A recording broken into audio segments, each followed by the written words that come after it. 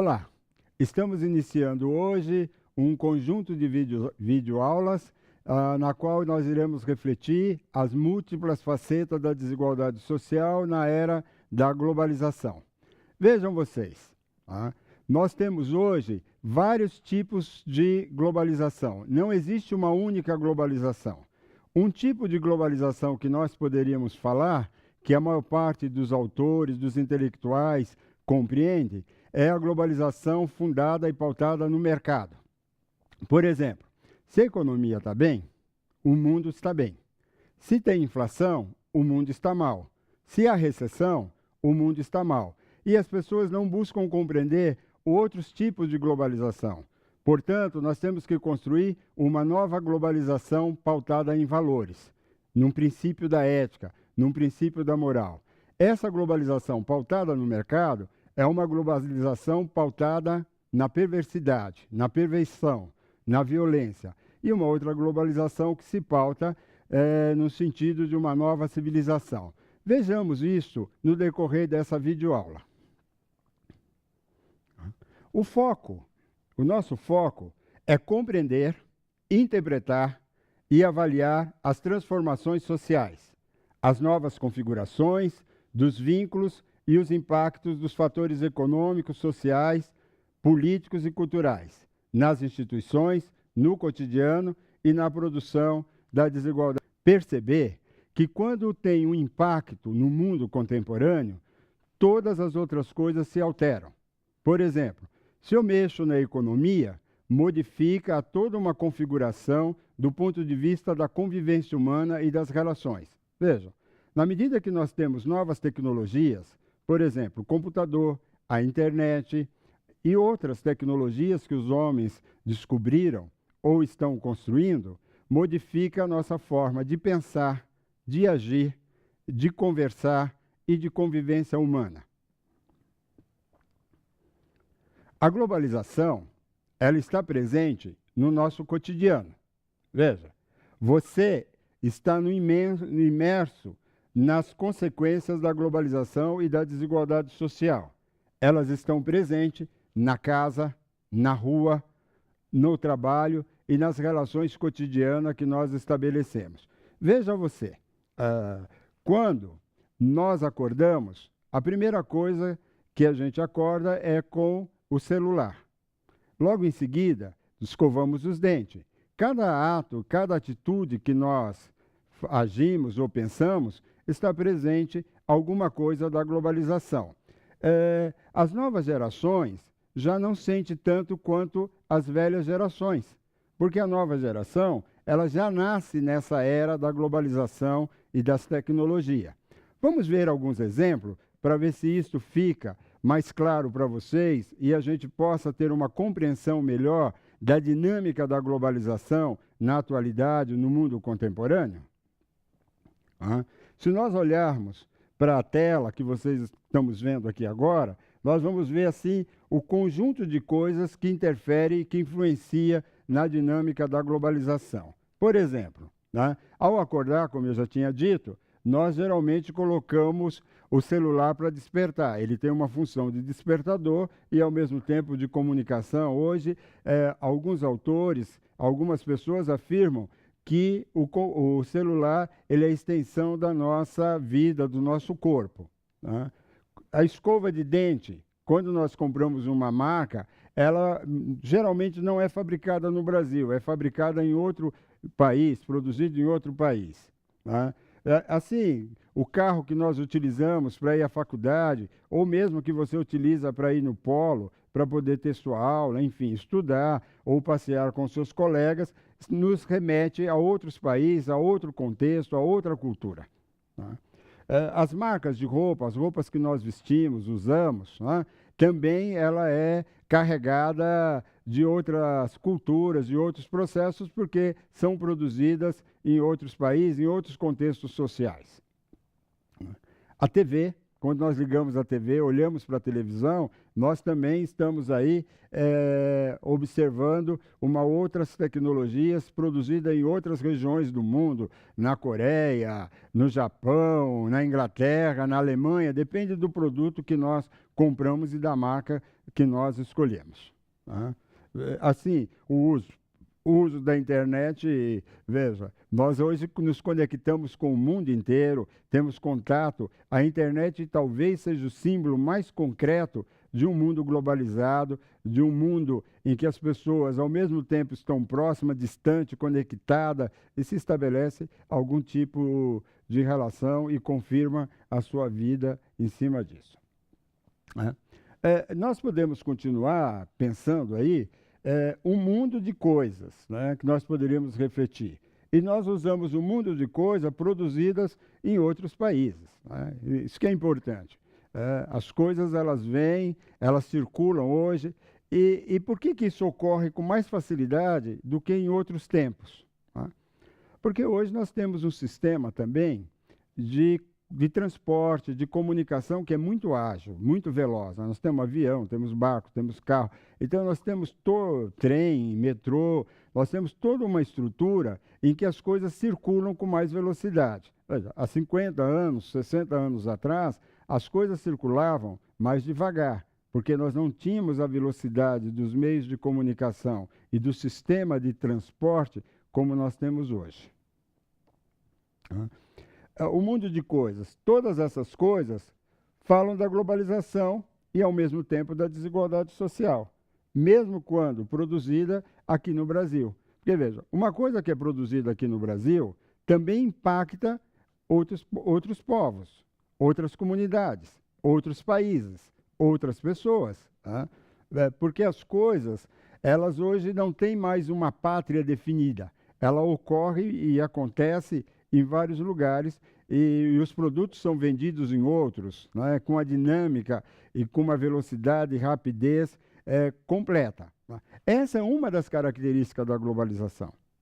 Talvez você possa estar perguntando aí e refletindo, né, além de você observar essas coisas no seu cotidiano, na sua vida, no seu dia a dia, o impacto da globalização, o impacto do desenvolvimento da tecnologia, a nossa pergunta o que existe, o que eu posso fazer, o que minha comunidade pode fazer, o que meus familiares podem fazer para poder lidar com o avanço da tecnologia, com o avanço da economia, com esse mundo globalizado, com as mudanças da cultura. Né? Porque, veja, qual é a minha forma de pensar, a minha forma de ser, de agir, e mais, como que os meus valores, né, os meus princípios, eles permanecem ou eles se perdem, como que isso ocorre? Né? Então, quando a gente olha para o movimento da globalização, a pergunta não é só os aspectos econômicos. Eu tenho que pensar em outras perguntas, que é a pergunta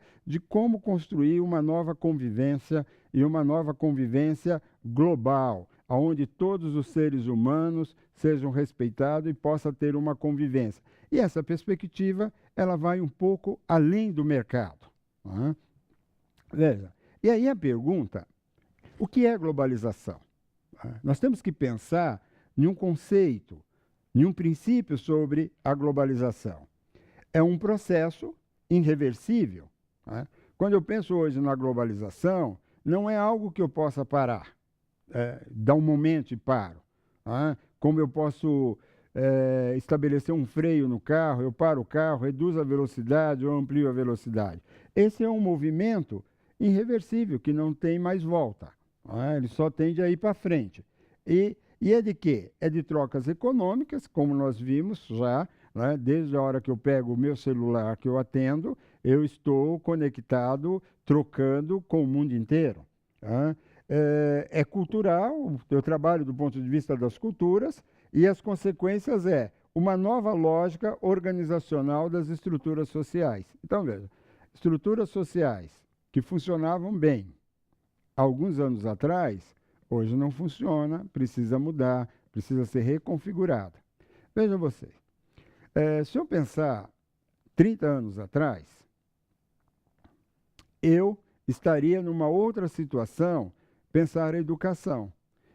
acreditava-se que a escola era a única instituição capaz de ensinar, capaz de formar uma pessoa do ponto de vista intelectual, do desenvolvimento intelectual, mental, ético, moral. Quer dizer, se acreditava nisso. Hoje nós descobrimos que a escola é uma das instituições que tem esse papel, mas que tem outras instituições que também contribuem com a formação do sujeito e permite que o sujeito possa aprender em outros espaços que não seja somente a escola. Isso por quê? Porque nós estamos numa outra lógica de organizar o mundo, numa outra forma de pensar o mundo.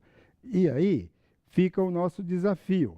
Ou eu reorganizo e penso o mundo pela lógica da barbárie, da perversidade, em que eu fortaleço o desenvolvimento econômico em detrimento das outras possibilidades do desenvolvimento humano, ou eu busco o desenvolvimento humano em detrimento do econômico. E uma terceira possibilidade é garantir um equilíbrio entre desenvolvimento econômico e desenvolvimento humano, para que assim possamos garantir o bem-estar de toda a humanidade e, sobretudo, de valorizar e de receber as novas gerações.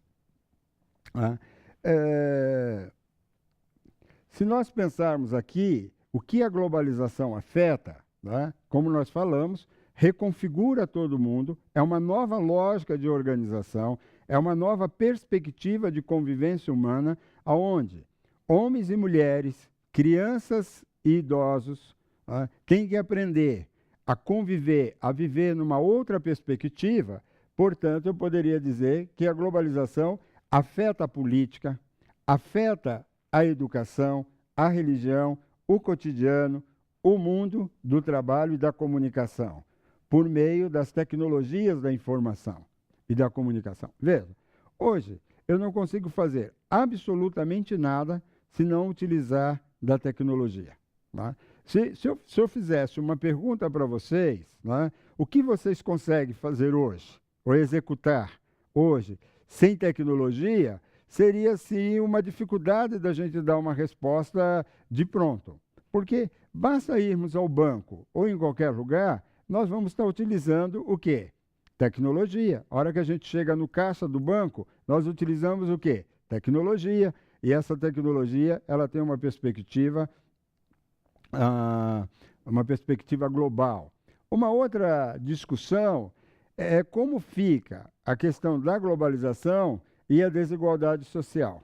Veja, no cenário da globalização, a desigualdade social adquire uma configuração diferente. Dos séculos passados, se media a desigualdade somente pelo aspecto econômico. Veja, hoje nós temos que pensar a desigualdade social não só pelos aspectos econômicos, mas pelos aspectos da convivência entre as pessoas. Veja, eu posso transformar uma situação de pele em uma desigualdade social. Se uma pessoa é negra, eu posso transformar isso, colocar que essa pessoa está vivendo numa situação inferior e valorizar uma pessoa branca. Eu posso ter uma desigualdade pela questão de gênero, que se estabelece a relação entre homens e mulheres. Então, nesse sentido, a desigualdade social, ela não é somente garantida pelos aspectos econômicos, mas também ela hoje ela é entendida por outras dimensões que no século passado eu poderia ver nessa outra perspectiva. A desigualdade social hoje, ela entra nessas configurações que influencia e que nós iremos ver, sobretudo na próxima videoaula, a questão de gênero, a questão de etnia, raça, geração, escolarização e cultura. Uma pessoa pode ser desvalorizada e desrespeitada porque ela pertence a uma outra etnia, ela tem uma outra cultura, por exemplo, a cultura indígena, e ela não ser aceita em alguns espaços, em alguns lugares. E isso prejudicar o desenvolvimento daquele grupo ou daquela pessoa. Veja, as contradições dessa situação, elas também ocorrem nos territórios. É uma coisa que a gente precisa pensar um pouco, e sobretudo você que está me escutando e ouvindo essa videoaula, tem que pensar um pouco nessas questões. Às vezes a gente tem uma análise global, mas quando a gente pensa localmente, as coisas modificam. Veja, uma coisa é eu pensar a realidade do mundo contemporâneo hoje na sua totalidade. A outra coisa é eu olhar para São Paulo, tem uma característica, tem uma perspectiva.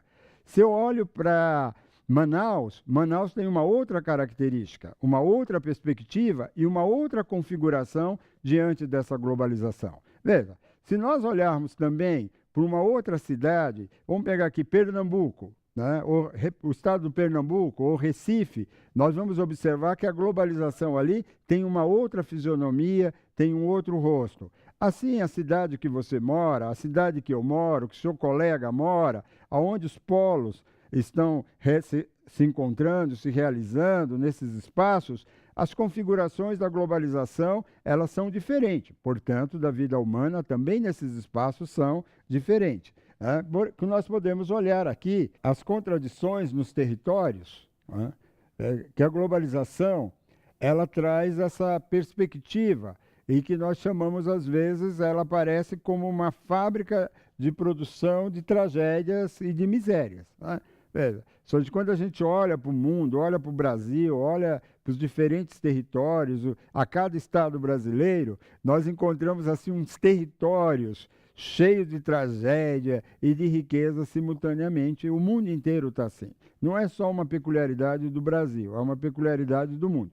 É lógico, há país, há estado, há nação mais rica, outras mais pobre, outras que vivem numa miséria mais complicada, e assim é o mundo globalizado. Mas, por outro lado, nós observamos que a globalização ela pode salvar a humanidade se a gente pensar uma globalização pautada em valor, na construção de uma outra civilização.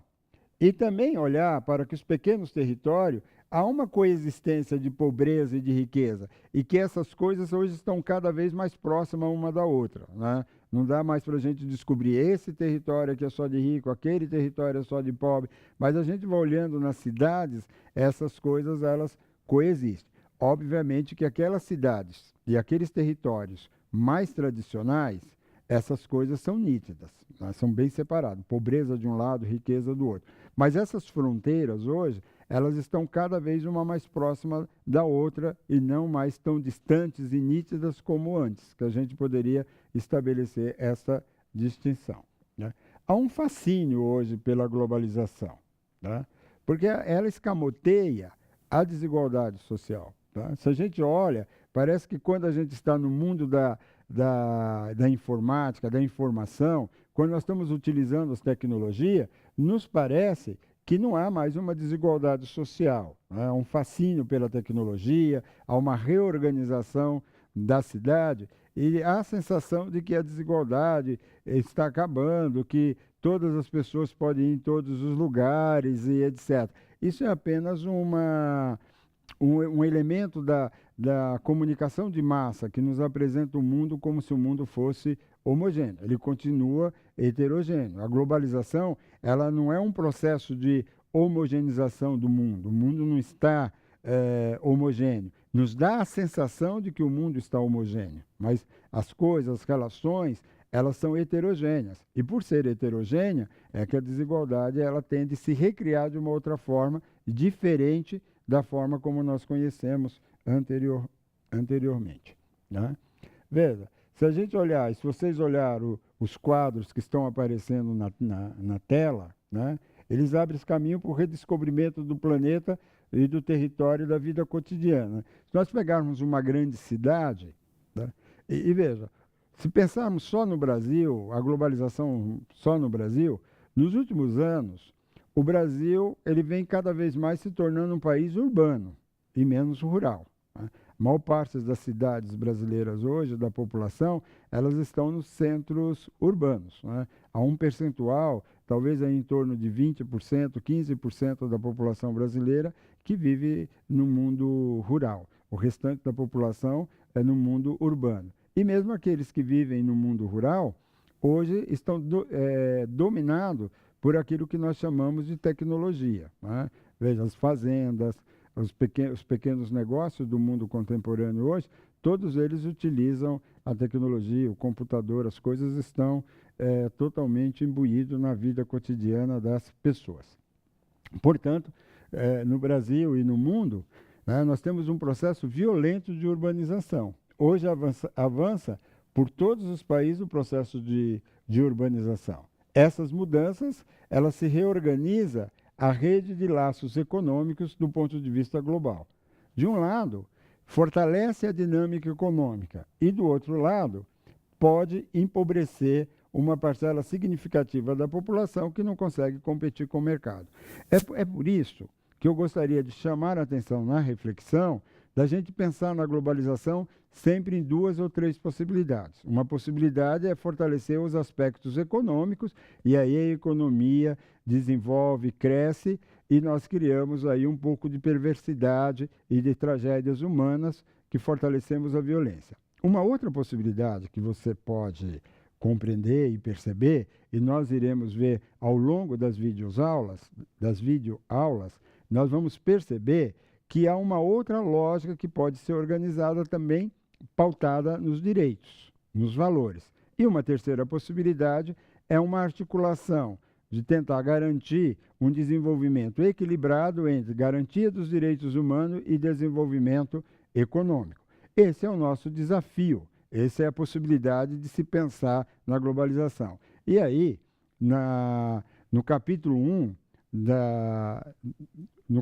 do guia, você poderá aprofundar essas questões que aqui eu estou acenando e apontando, porque lá tem um material denso que nos permite ter uma compreensão melhor desse fenômeno do impacto da globalização na nossa vida cotidiana e no mundo contemporâneo, né?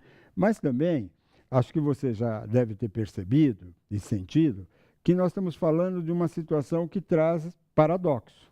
Estamos falando de uma coisa que tem um determinado paradoxo, né? Veja, as velhas questões, como a miséria, a guerra, a corrupção e a exclusão social, o extermínio, o desemprego, eles se reconfiguram, tá? Não é que eles acabaram. Às vezes a gente olha assim e fala, bom, mas isso aqui existe desde que o homem é homem, desde que é isso, desde que aquilo é aquilo. É verdade, as coisas não são de hoje, né? Elas são desde o começo da Revolução Industrial, do início do capitalismo, nós observamos essas questões.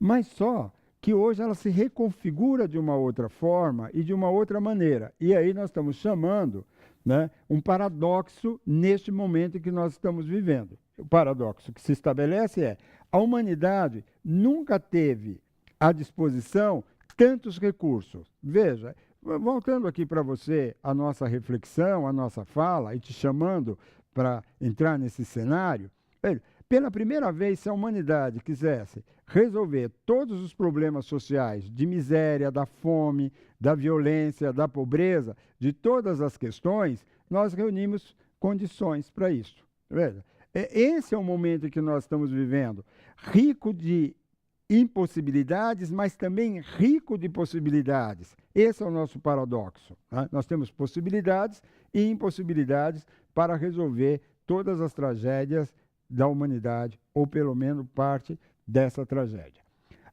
Como você vê no quadro, os novos sujeitos da globalização, né? Porque são sujeitos que eles têm mediações, estabelecem conexões, estabelecem relações dentro de redes, né? Hoje todos nós falamos que estamos conectados a uma rede. No século XIX, nós estaríamos vinculados a uma associação comunitária para poder participarmos. Hoje, nós estamos conectados em redes, né, das diferentes redes, e, ao mesmo tempo, nós temos a possibilidade de desconectarmos dela. Mas, por outro lado, se existe essa possibilidade das grandes redes e das pessoas se conectarem e desconectarem, né, elas podem fazer isso, e temos as grandezas das tecnologias, os avanços da tecnologia, nós temos as faces das pobrezas no Brasil, né? Veja, aonde vocês moram, vivem, parlamentam, convivem com seus familiares, vocês devem perceber várias facetas da pobreza. Não existe uma única pobreza, existem vários rostos dessa pobreza. Uma coisa é olhar para o rosto da criança, eu consigo ver um tipo de pobreza. Olho para o rosto do negro, vejo outra. Olho para a pessoa com deficiência, eu olho um outro rosto. Então, tem diferentes rostos de pobreza no mundo contemporâneo. Né? E aí, eu queria, para nós encerrando essa videoaula, eu gostaria de mostrar para vocês o mapa de exclusão social por cor e por gênero. Veja, essa nova metodologia, eu gostaria que vocês tivessem ela muito atento. Nós vamos trabalhar sempre com isso, para poder compreender os fenômenos sociais no Brasil. Tá? Hoje, nós olhamos para o fenômeno social no Brasil, né? Geralmente, quando a gente olha para a cor vermelha no mapa, é que aquele lugar tem uma situação muito grave de violência. Nós olharmos aí no mapa, pensando a questão de gênero, do feminicídio das mulheres, nós vamos perceber que nós temos no vermelho é o lugar que mais são assassinadas as mulheres, né? Seja pelos seus companheiros, seja pelo próprio marido, ou irmão, ou pai. Então, algum homem que acha que tem posse sobre aquela mulher, às vezes pratica algum tipo de violência, né? Depois a gente vai ver no norte, que é a cor amarela, é um pouco menos do que no nordeste. O nordeste, pela cor, nós olhamos que ele é mais violento. No centro-oeste, né, nós vamos ver que está em segundo lugar, porque o vermelho está 6,9 e uma mistura de amarelo com verde, né, é 6,86 e no norte 6,42. Né? Esse mapa, essas cores, vai nos mostrando a situação. O centro-oeste é a segunda região mais violenta, que mais pratica violência contra a mulher. Né?